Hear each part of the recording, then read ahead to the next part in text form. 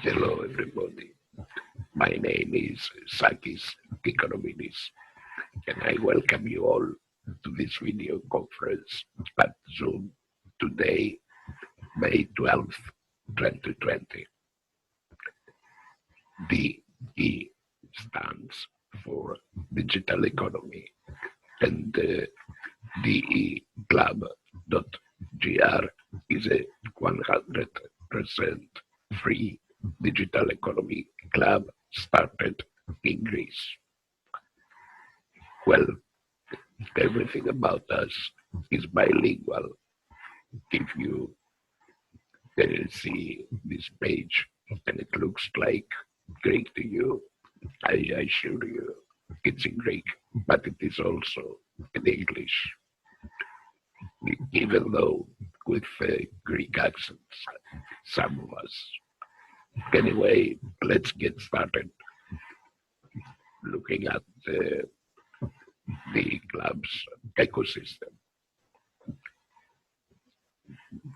As said, Sakis Econominis is my name and this is my mobile phone. I'm running the support on this club. Currently, I hope somebody else will take over soon. The club is running a number of Zoom video conferencing sessions like this one. You can also find us on Facebook as well as on our web page, DEclub.gr. But most of it, I'd like to tell you about the cornerstone of our activity. It's our Webradio, sponsored by catpavlou.gr. Our views and horizons to digital economy aspects are international, intercontinental, national, city or wider area based and focused up to the microcosmos of our home or our work environment. We at the DEclub.gr are addressed to average everyday people, not to specialists of any kind, like tax or economics or whatever. We speak plain English and we use terminology only where it is needed. Let me introduce to you Katerina Pavlou. As mentioned before, our cornerstone activity with her Webradio. And let me give over the microphone to her. Stop sharing our slide and getting the most out of Catherine Pavlou, please. You are muted. You are muted.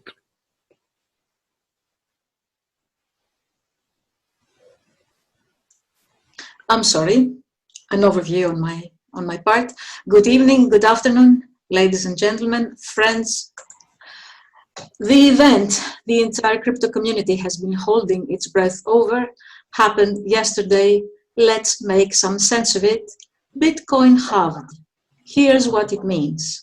From CoinDesk, Wolfie Zhao. So miners racing on the network to compete for freshly minted Bitcoin produced the 6,300th block at 19 hours 23 on May 11, which triggered the programmed halving event, marking the currency's third halving in its 11-year history. The immediate implication after the third halving is that the newly minted Bitcoin in a day will fall from 1,800 to 900 units. That would also mean mining operators will see their daily total revenue at Bitcoin's current price of $8,600 reduced from its $15 million to $8 million. As such, it has been expected the computing power connected to the Bitcoin network will fall significantly after the halving, as the revenue decrease will squeeze out those miner operators who lack efficient resources to cut their electricity costs. Let's hear about 3 halving-related events worth knowing about. So it's 2-bit idiots having happy hours. I will have a full 6-pack of IPAs in hand to celebrate in style, Messari founder and crypto OG Ryan Selkis said, and he promises merriment. Another event is Bitcoin halving party hosted by Binance, and on Tuesday from 10:30 to 11:30, Sentiment CEO Maxim Balashevich and Bistrorio Consortio Group come online for a workshop called What Am I Looking At?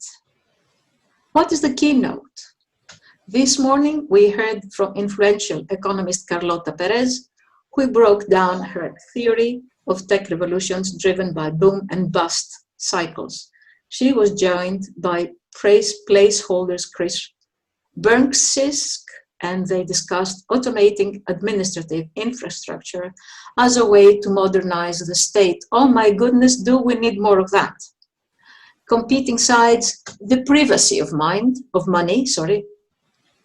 ECB executive Yves Mersch said Europe's central bank is looking into CBDCs, central banks' digital currencies. A retail CBDC, accessible to all, would be a game changer and is now a primary area of research.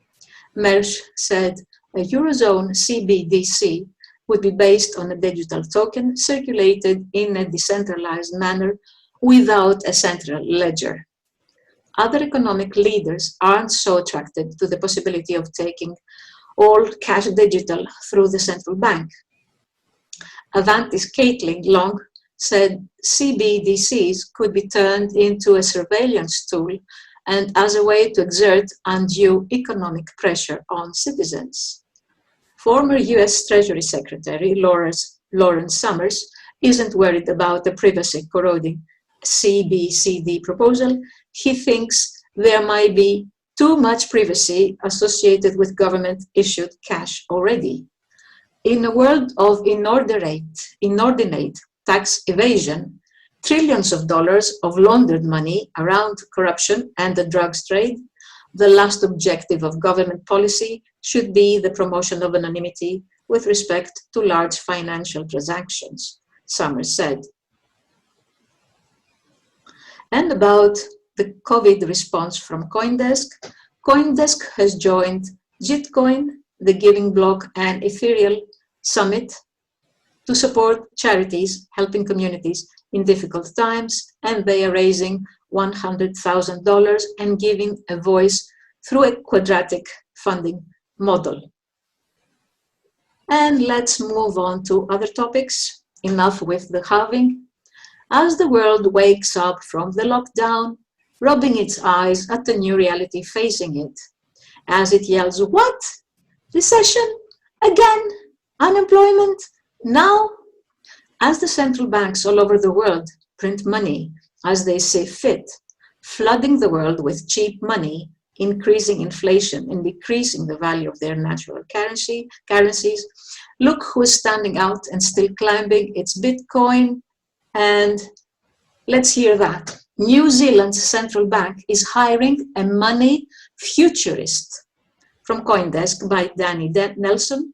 Money futurists with a flair for central banking. Take note, the Reserve Bank of New Zealand is hiring. Did you ever know that there's this sort of profession, a futurist, a money futurist? New Zealand's monetary authority is looking for a head of money and cash, a new position that will, according to a May 5 job posting, be focused on the future of money. The new role will be a digital currency specialist who can speak to trends reshaping financial infrastructure, online payments and digital currencies, and provide thought leadership around the future of cash and money. What the job entails is up for debate, but that seems to be the point. This cash czar will oversee an entire division of wonks, pondering physical cash security, infrastructure, and other money areas from a holistic and policy perspective. So Coinstar, the coin counting kiosk maker, hosting 3,500 CoinMe Bitcoin ATMs, is looking to double its cash for Bitcoin capable supermarket machines. The doubling would happen within a year, Vice President of Product Michael Jack told CoinDesk. He said CoinMe Bitcoin ATM growth, both on a per location and overall basis, has been very strong. The company already has plans to plug CoinMe's exchange APIs into more kiosks, though Jack did not specify how soon this would happen. Coinstar has a global fleet of nearly 20,000 kiosks, according to its website. And let's move on to something which is also very important. A key lawmaker in the California Assembly has proposed exempting a narrow set of digital assets from the state's definition of corporate securities, which means how these corporate securities and assets are going to be taxed. I think we heard enough of what's going on in the crypto world these days. Let's hear something about our 1 hour of digital economy radio program. So every other Wednesday, between 15 and 1600 hours, GMT +3, we have a program both in Greek and English, alternating, with latest news updates, quizzes, and music. It is a catpavlou.gr production. The program is live, but it is recorded and filed on my Mixcloud account. You can listen to programs you missed or the ones you want to share by going to catpavlou.gr radio productions, 1 hour of digital economy, and there you will find the link that will take you to my recordings, or you can follow me on Mixcloud and you will be receiving all my programs on your email. During our program, we hold a quiz, a multiple choice question, and the prize is 50 Prism coins, a kind offer of prism.gr. All listeners are welcome to the quiz, regardless of their location, if they go to catpavlou.gr and find the appropriate link and fill in the answering form as per instructions. To make things simple, here is what you have to do. You write down the number that indicates the correct answer according to you and your contact info so that we can notify you of the draw. The draw is live and takes place during the DEclub.gr Zoom teleconference that precedes the next English-speaking program. That means that you can send your reply anytime before the Zoom of the draw, so that more listeners can participate, more listeners can benefit from the quiz. But don't worry, you don't have to count the days, you will be sent a reminder. The winner is picked at random by our robot, and the prize is directly transferred to their Prism wallet if they already have one. If they don't, we will be very happy to open one for them and activate it immediately. So don't forget, tomorrow, Wednesday, the 13th of May, 3 to 4 p.m. Greek time, I will be expecting you with fresh news and a fresh quiz. Thank you for listening to me, and it's time to go over to Sakis Economidis. Thank you very much, Catherine and Pablo. It's a pleasure to get all this info about what's going on the Webradio site. Thank you. Now we're going on our presentation. It's totally for sure, but both present and future are in a constant handshake between mankind and technology achievements from now on and forever. That's for sure. There is almost no doubt that a central axis to this handshake is called blockchain. Blockchain is gradually going to be involved in almost all of everyday life moments for us.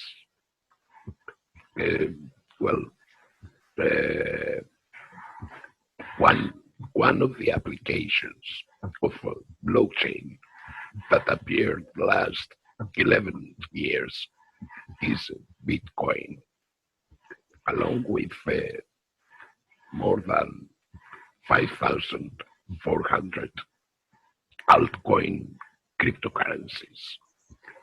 Nowadays, it's out of doubt the severe importance to the world economy for both the present and the future. Today, they coexist, both traditional economy based on the banking system with all its consequences, as well as the digital economy systems that are on the way to build a new mankind with a new type of civilization on blockchain basis, probably.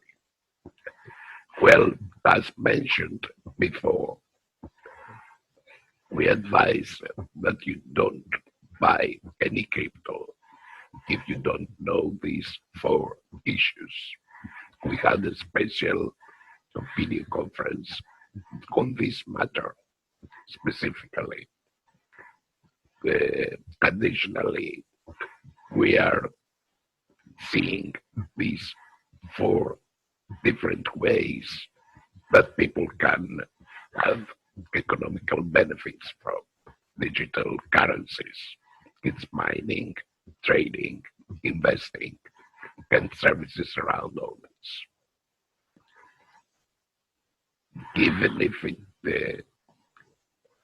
shows short, it is very important to define your goals before you get lost in the crypto chaos. The subject of the day today, which Katerina Glatra will start to present to us, is Bitcoin in terms. Just the part 1 of an introduction, but Katerina will start to present to us. Katerina Glatra. Good evening from me too. I'm Katerina Glatra. Today is the 12th of May, and we're going to focus on Bitcoin and the terms we will probably come across when we read information related to it. We are only going to make an introduction to the subject, as Bitcoin, that is considered the king of cryptos, is a subject that we could talk about for days. We will obviously continue our presentation with the second part sometime in the near future. Bitcoin is a subject that cannot be fully covered in one presentation. This is an initial one that will have a duration of approximately 25 minutes. And our target is to set the starting point, not to answer to all the questions you may have regarding Bitcoin or any other cryptocurrency. We will, of course, answer to every question, and we hope there will be many at the end of this presentation. We will also try to draw some conclusions. It is very important for us to know that there is a support from our team, even after the end of this presentation, whenever you think you need help in something.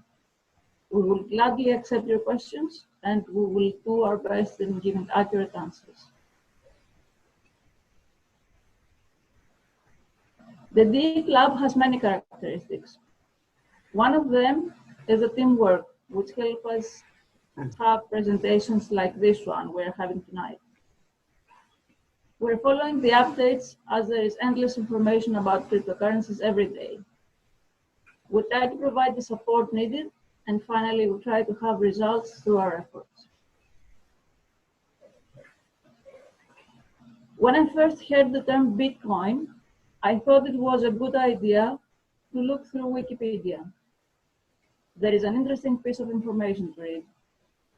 I think though that for this presentation, we should focus on how, when, why, and who came up with the idea of Bitcoin, the first cryptocurrency.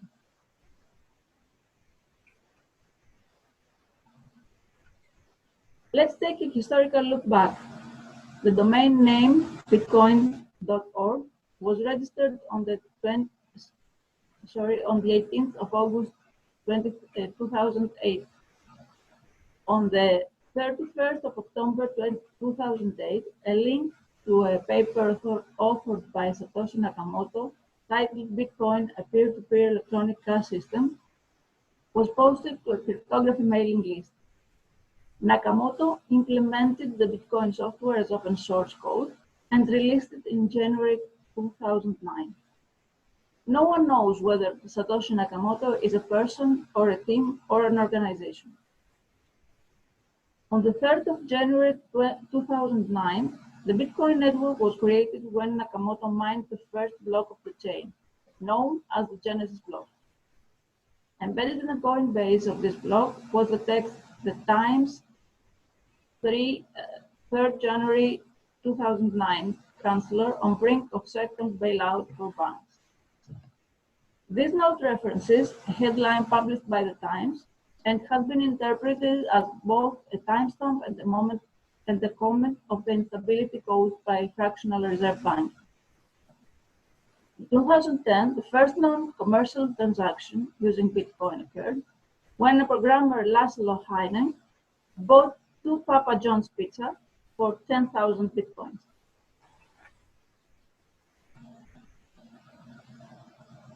The evolutions in aspects of our lives as politics and economy lead to decentralization. To be more specific, democracy, decentralized governance. The internet, decentralized knowledge.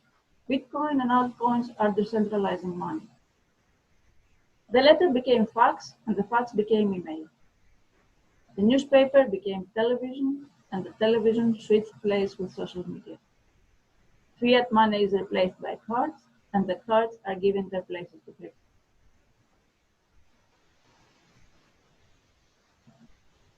The subdivisions of Bitcoin are named Satoshis, in homage to Bitcoin's creator, Satoshi Nakamoto. Whether Satoshi Nakamoto is a person, or a group of persons, or an organization, still remains unknown.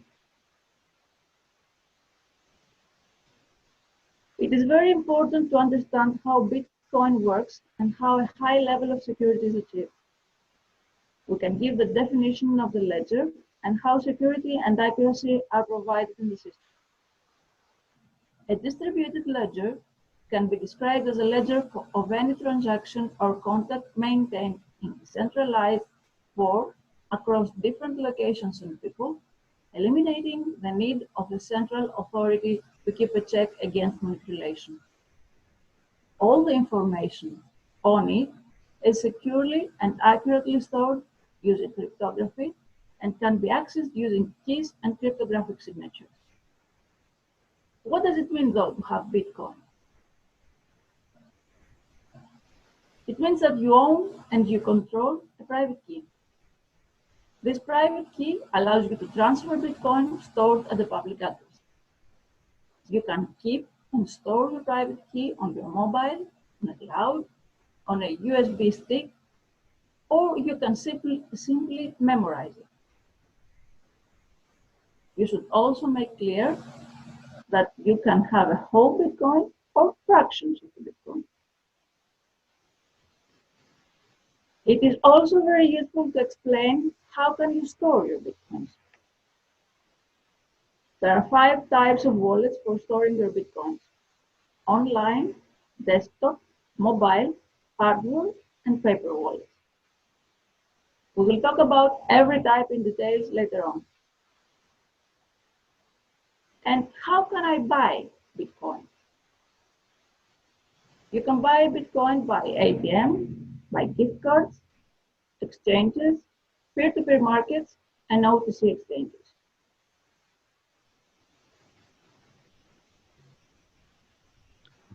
Thank you, Katerina. I think it's time to pass over the microphone to Vangelis Platas. I'm sure he has a lot of interesting things to tell us. Vangelis.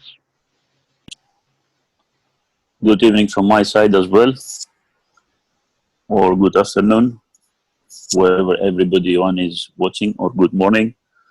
Hopefully later on we will have people from all over the world watching, so we have to greet everybody in his own timeline. I will make a wrap-up of what has been said for somebody that has been following from the beginning. So if you want to put a couple of slides on, Saki, then we can talk about a few things. There's a lot of terms that both Katerinas have discussed about, which I will try to technically explain a little bit and try to wrap up these terms in a short overview.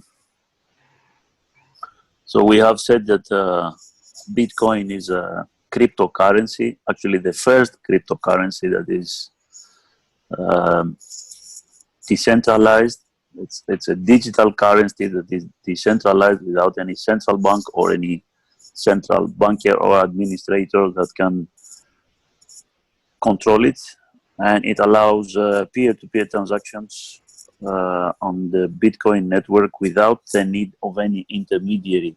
This is the revolution that has happened in the end of 2008-9. The dates have already been mentioned. This is the revolution that is only similar to the revolution that has been brought by the internet itself, according to a lot of experts in the field. I don't know, can you listen me? Can you hear me, or it's Yes, go on. It's okay. clear. The transactions on Bitcoin are being served due to a cryptographic methods and are being registered in a publicly available calendar or a registry or a book or whatever you want to call it, but officially it has been given the name blockchain. It has been found, like we said, in 2008 of a person or a group of persons. It started 2009 when the software of Bitcoin has been given freely to the network. The first transaction was executed in May 2010, indeed, when somebody bought 2 pitchers in the price of then 10,000 Bitcoins, which today it can sound very strange or very silly, if I'm allowed to use the word, but at that time everybody was happy. The guy that sold the pitchers and the guy that gave the Bitcoins to buy the pitchers. It was a very fair transaction for both, and everybody was happy because at that time the 2 pitchers were sold for $25, while the 10,000 Bitcoins were sold for $41. So everybody was happy, and it was a win-win transaction at that time. How is Bitcoin being produced? It is a digital currency. Okay, how do we get new Bitcoin? There is a process called Bitcoin mining. You can see on this slide the official definition. It started with simple computers. Everybody could mine Bitcoin on his computer at that time, around 2010-11. Then, in order to produce Bitcoin, you needed more specialized equipment, these graphic cards called GPUs up to 2013-14. Later on, you needed a field programmable gate array, what is called FPGA. And today, we use the so-called ASICs, which are nothing else. It's the photo what you see on the right, which is nothing else but a specialized computer meant to mine Bitcoin or other cryptocurrencies specifically and uniquely. You see on this slide that in order to do Bitcoin mining these days, we need not one ASIC, you don't buy one ASIC simply and you start mining Bitcoin, but you need a whole lot of ASIC devices on huge and very long racks. You may be talking about thousands of small computers like the one you see on the right, each one costing around $2,000 to $3,000 US. So you can imagine the required investment that somebody has to make today in order to be competitive and be able to mine Bitcoin. Recently, I was reading on a newspaper that the huge oil drill companies that have an abundance store due to COVID-19 are thinking to use the excess reserves of oil to produce Bitcoin, which is actually meaning that you are turning electricity into money. It's also an article that our friend Vasilis Pazopoulos has written a couple of days ago. But the idea is this, that the oil refineries, because they cannot sell the oil anymore, they are considering very wisely, I would say, to turn the oil into Bitcoin instead of keeping it in the tanks and losing its value. ASIC mining, to continue a little bit further on, is doing what the ASIC computer is supposed to do. It is confirming transactions and it is producing new Bitcoins. The one you see on the left is called the mining pool, and we have also the what we call mining, cloud mining, services that people are cutting into shares, this huge industry that you are looking on the left. And somebody, instead of making a huge investment, he can buy shares of this investment. And in this way, he participates somehow in Bitcoin production and Bitcoin mining. Experience has shown that these cloud mining services are not profitable anymore for the small investors, but it is there, so it's something we need to mention. So going further on to the next slide, we see CoinMarketCap. CoinMarketCap is one of the many by now statistical platforms on cryptocurrencies.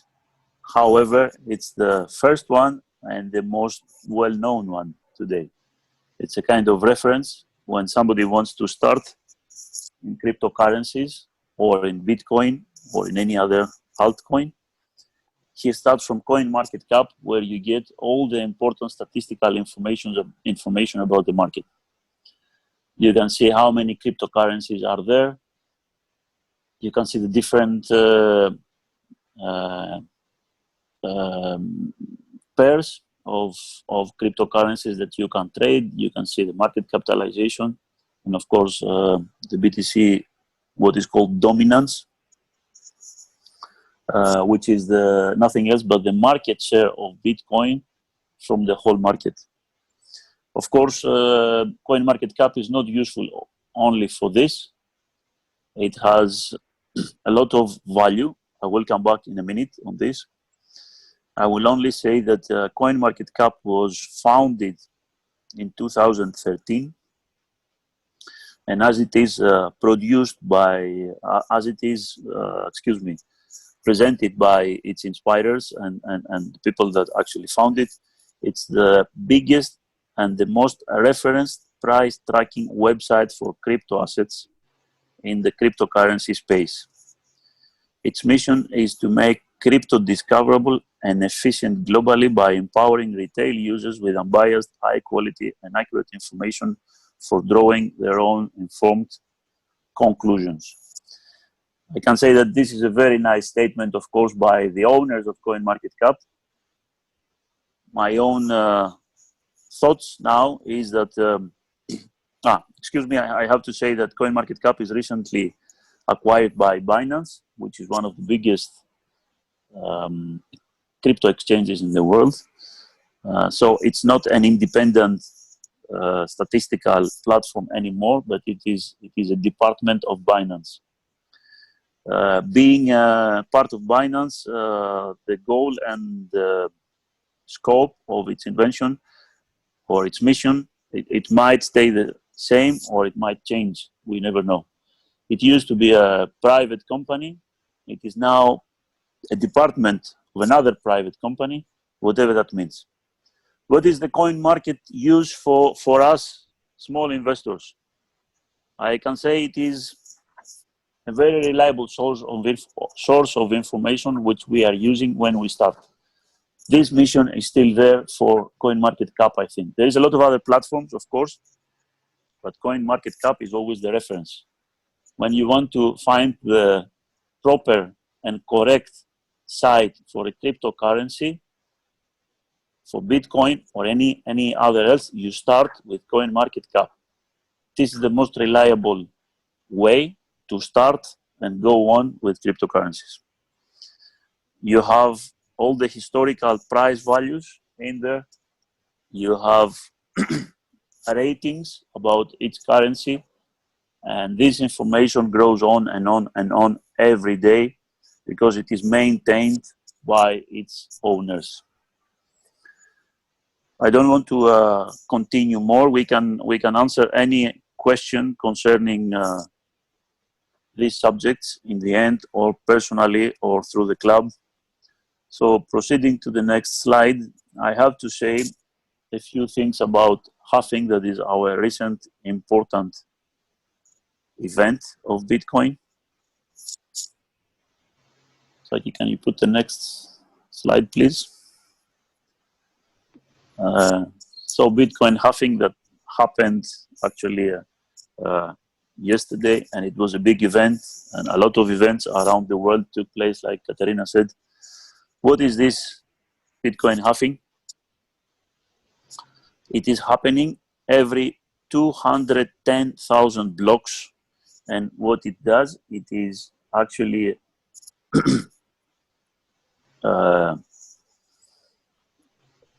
it takes the production of Bitcoin to half, to 50%.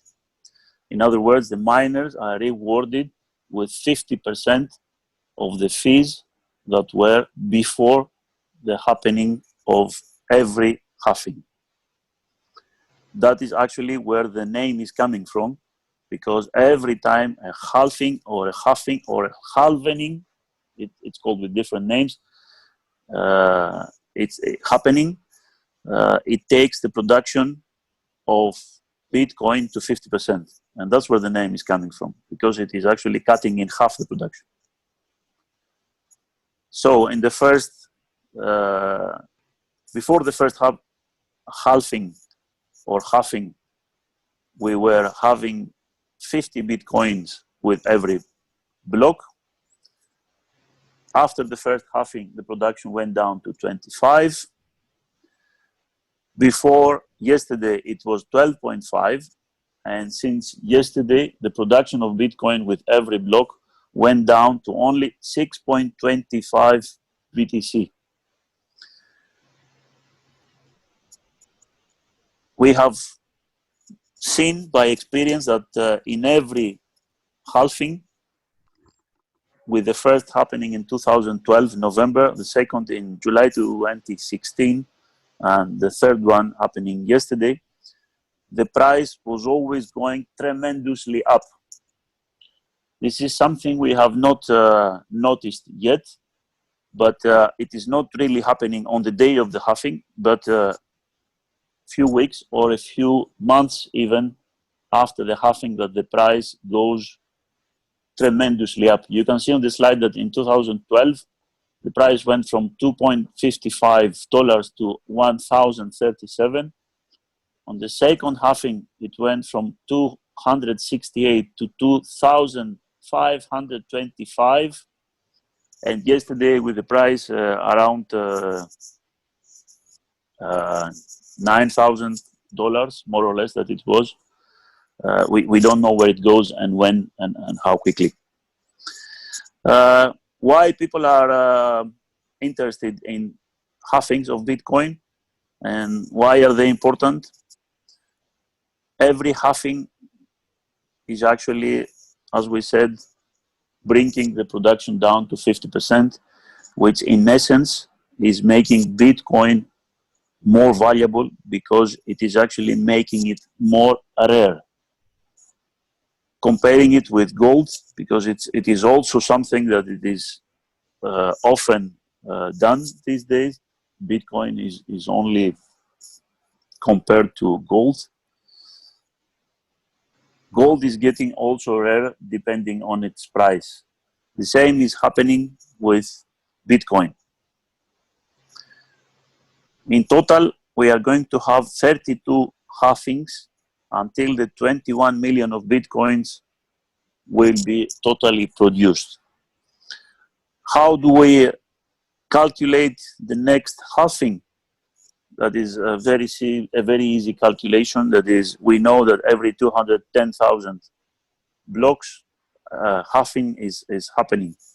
So knowing when is the next block and knowing what is the block we are at the moment, knowing also that every block is produced, one block is produced every 10 minutes, we can make a simple calculation to find the next Bitcoin, which is approximately going to happen in 4 years from today.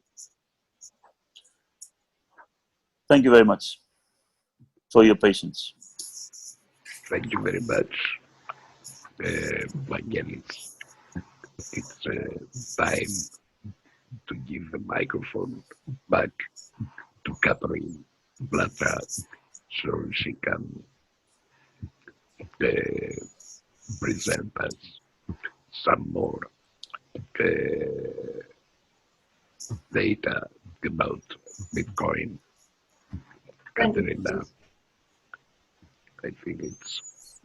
Yes, I will continue. People's history has proven always fear to change. Changes and innovations, though, slowly but steadily replace the past. The internet set new rules on how things work. Every day, every single one of us tries to find a better way to improve the result of his or her work, so the enemy of good is better and the enemy of better is best. Finally, we all use cars, but we are not familiar with the function of every part in detail.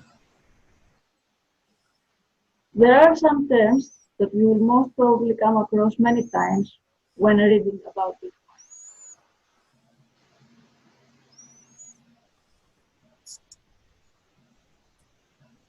These terms are mainnet, for example. What is mainnet? Mainnet is the term, excuse me, because I have made a mistake and I opened the slide very much.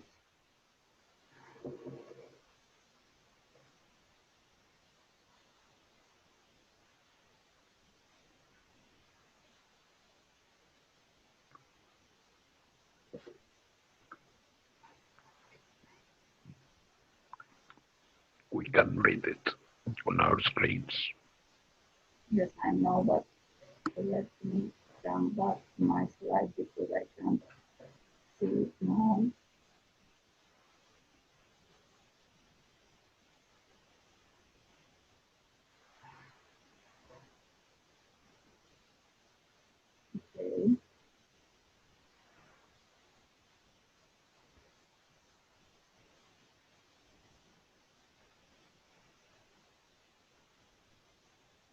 So,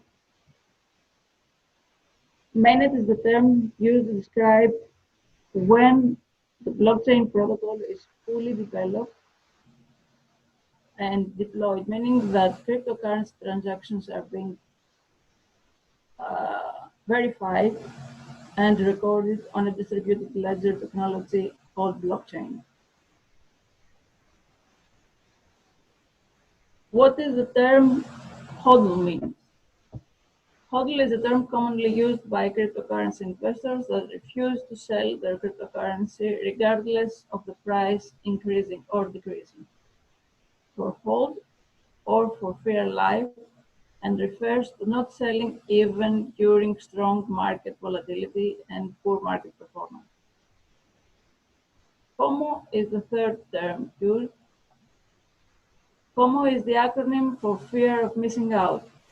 In the context of financial markets and trading, FOMO refers to the fear that the trader or investor feel by missing out on a potentially lucrative investment or trading opportunity. FUD means fear, uncertainty, and doubt. Describes the act of spreading dubious or false information about a business, startup, or cryptocurrency project.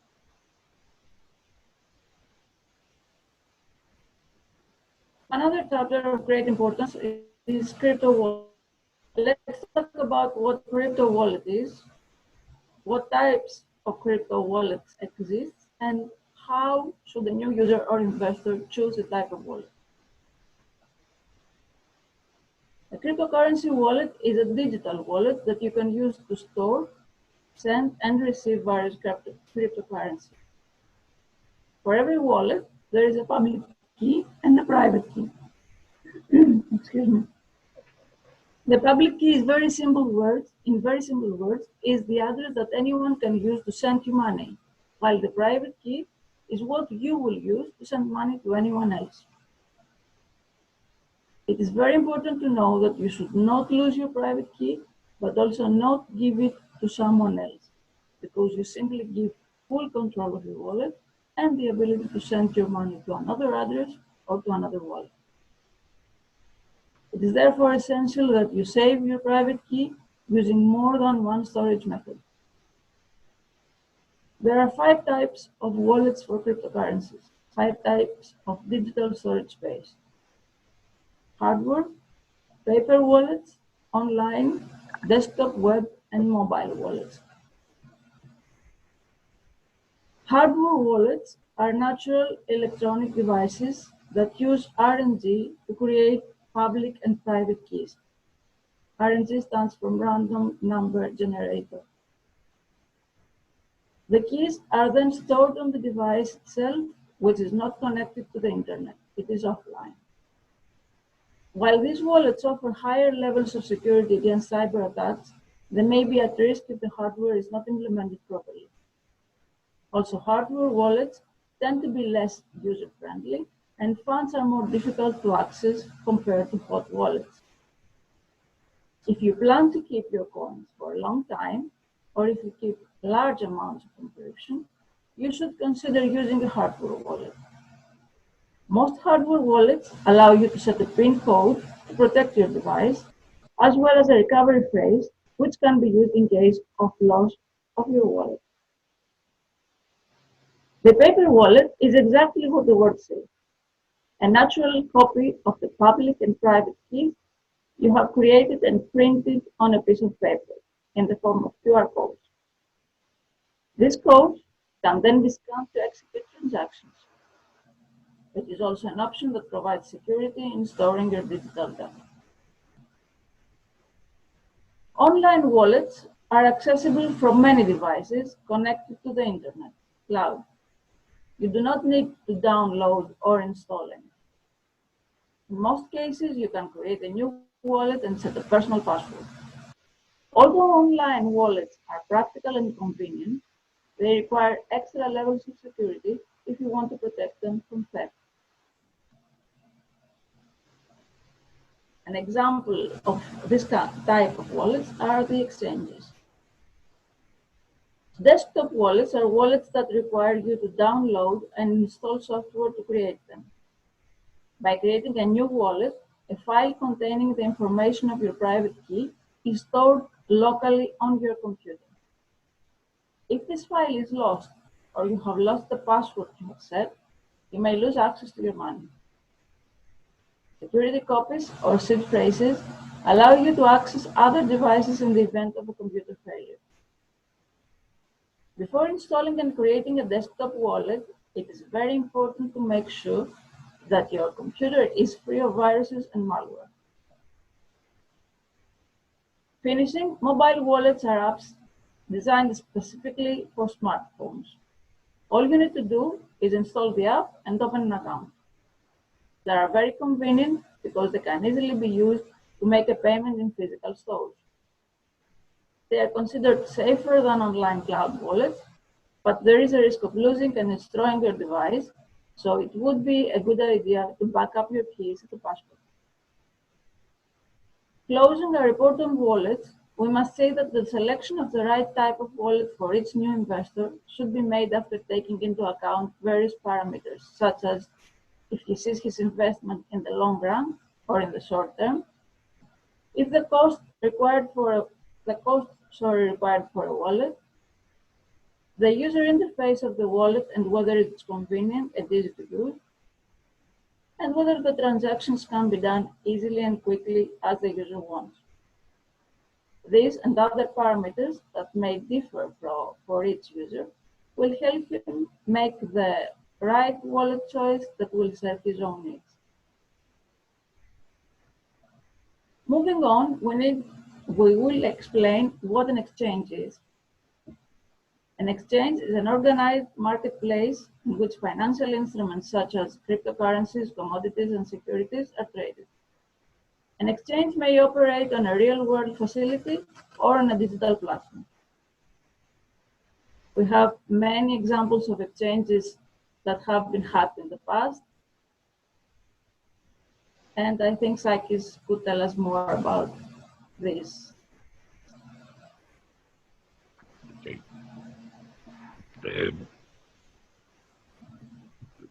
You want me to tell now something? Whatever you want. Do you want to continue and tell us? That's a minute. Continue. Okay.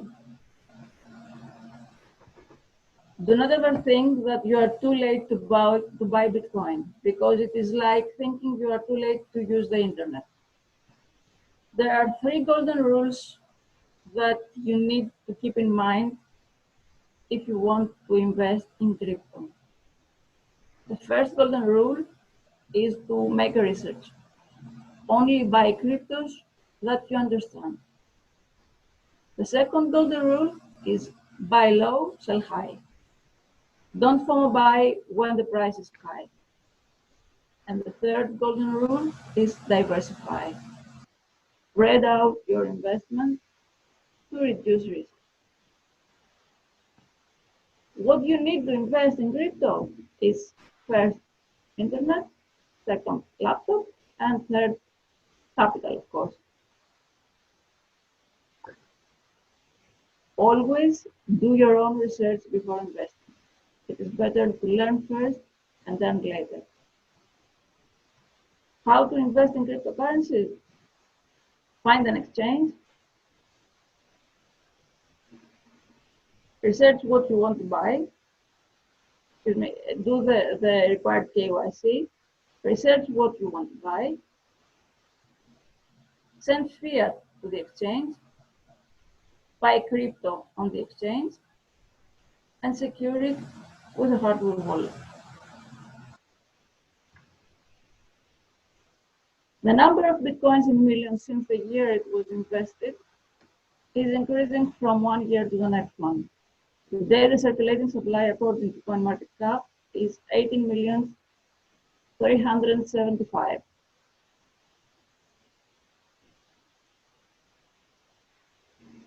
One way for buying Bitcoin is an ATM. You can also make your Bitcoins fiat money by selling them at an ATM. There are currently 7,732 ATM machines in the world based on today's update on a relevant site. This site provides information on ATMs installed in various countries in order to facilitate users and investors of Bitcoin and other cryptocurrencies they provide. In our country, it is remarkable that 67 ATMs have already been installed, and we are in the 11th place when in Italy there are only 51 machines, and in Russia 47. So the Greek market is quite interested in ATM cryptocurrency. I should also mention that, as you can see in the picture, most of the already installed ATMs provide purchase and sale of Bitcoin, but there are also a number of machines that provide also other cryptocurrencies, such as Bitcoin Cash, Ethereum, Litecoin, Dash, Zcash, Dogecoin, and Monero. But what exactly is an ATM machine? It is a machine where you can easily buy and sell cryptocurrency, but at the same time, your personal data are protected, as transactions are processed without filling in personal information. The only disadvantage is that the cost for anonymity in transactions is high, as the fees of these machines are extremely high for the time being. Although an ATM is the easiest way to buy Bitcoin, it has also disadvantages. The main disadvantage is that the cost for anonymity in transactions is high, as the fees of these machines are extremely high for the time being, as we already said. One other disadvantage is that although there are about 5,400 altcoins, only very few of them could be purchased or sold at an ATM. There are also other alternatives for buying Bitcoin. An alternative that is worthwhile mentioning is Wirex. The user can fund his account by credit or debit card, bank transfer in and out, and buy Bitcoin in the app or other cryptocurrencies by transferring euros to the exchange. Wirex has also an app for mobile phones, and most importantly, the user can use the cryptocurrency stored in Wirex for payment in the traditional payment infrastructure, as Wirex is a Visa card. What we should keep in mind is that when we pay with crypto, we implement the initial idea for the creation of cryptocurrency. Thank you very much for your attention and your patience. Thank you very much, Katerina Latra. I think it's time to pass over in a little while to Katerina Pavlou for the ongoing of our presentation. I hope meanwhile that we didn't tire out all our participants into this video conference. We are trying to do our best presenting the most short and accurate way what Bitcoin is, some initial terms, and some issues around all these matters that are going on, describing introductory what this subject is about. Anyway, we have to find our way and give some thoughts over to the ongoing of our presentation. I'll take over for a while until Catherine Pavlou is available. Furthermore, well, I'll get this. Oh, sorry. I'll try to get the screen share. Okay, Catherine is here.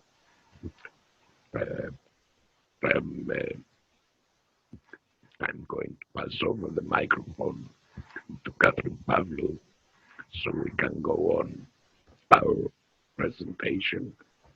Catherine. I'm sorry, I had a coughing fit. It's okay, it's okay. Okay, λοιπόν, give me a definition. What is Bitcoin? We've heard so many about it. So according to the British Greek guru on Bitcoin, Andreas Antonopoulos, Bitcoin is the reserve currency of the Internet of Money. Andreas Antonopoulos is the first one who studied Bitcoin in depth so much. He has been invited all over the world to give lectures on Bitcoin, how to use it, what it is, what it's all about. And he's the only one, the first round, not the only, the first one who have said, it's not the currency, it's the technology that is behind it. It's the technology that has come to stay. So why prefer it? What is it that makes it different? It is available to everyone. The transaction fees and costs are so much cheaper than transactions through banks, and they are faster. They're anonymous. Your identity is not going from one bank to the other. And there's a profit, there's a potential for profit. And the most crucial thing is you own it, it's yours. Once you have taken care of your private key, like Katerina stressed before, it's yours. No one can take it from you. No one can give it a shave or cut it down or nothing. It's yours forever. So let's move on to the next. Actually, how come it has survived so long?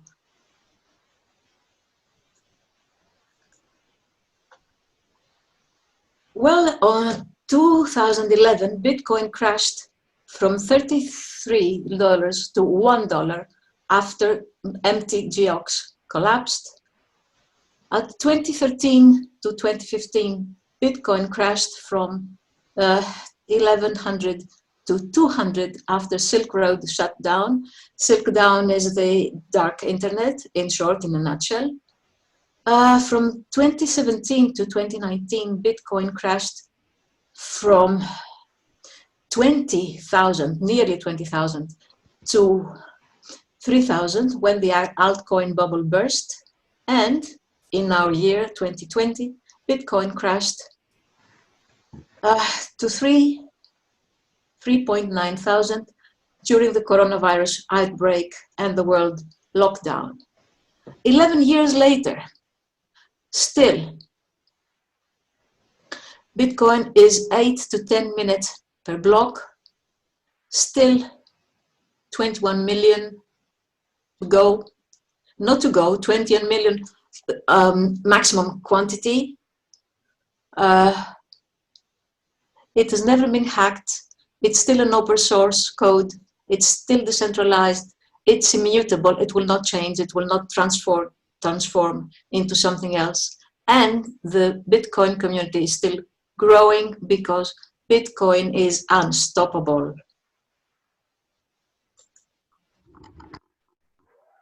So do you think you need to know more? You should. If you think, because we learned quite a lot of things tonight rather. But bitcoin.org is the place you have to go where you will find answers to questions you've never thought that you should ask.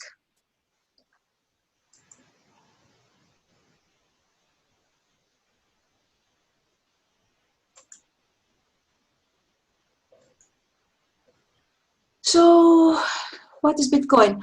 What did we find out tonight about Bitcoin? Let's recapitulate. So, blockchain is an evolution.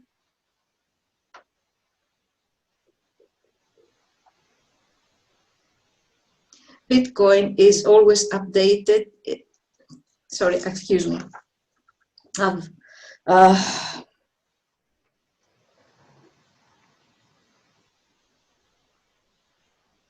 So we found out, we didn't find out, we're still wondering, who is Satoshi Nakamoto? Is he a person or is it an organization of individuals?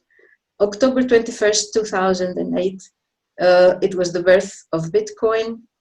We spoke about the Bitcoin pizza that cost $25 but was given in exchange of 30,000 Bitcoin, and you can imagine its value in today's terms. We spoke about the subdivisions of Bitcoin, its Satoshis. It's a distributed ledger and you have ownership absolute, provided that you look after your private key, provided you don't lose it, you don't give it to anyone else.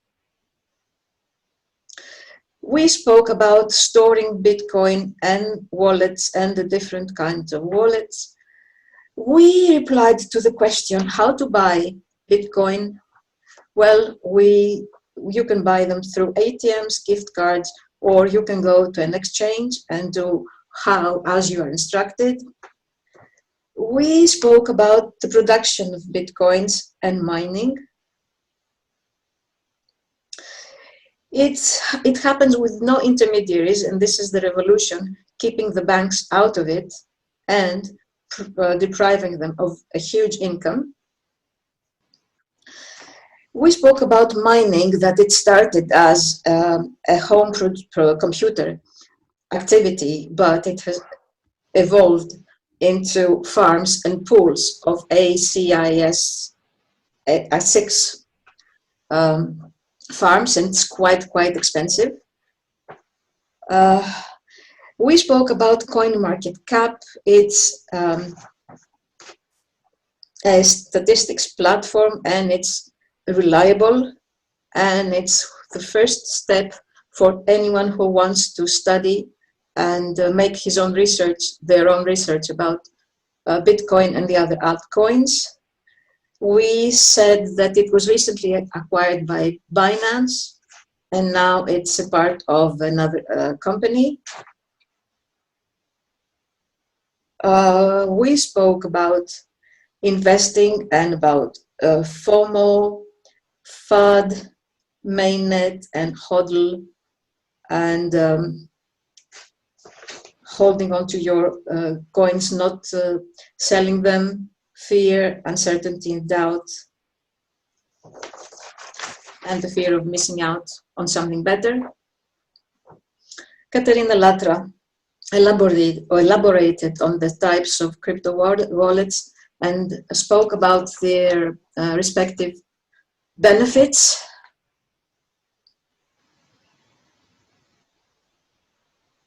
And she pointed out that some of the exchanges have been hacked. And she also told us about ATMs where you can buy Bitcoins and other altcoins, and several types of Bitcoin ATMs, and what their benefits and their shortcomings. I think that this is not all. This is not all. You will have to do your own research. And shall we say it's time for our quiz now, or after the questions? I prefer after the questions. Okay, then. So we thank you for being us tonight, and it's time for us to accept your questions if there are any.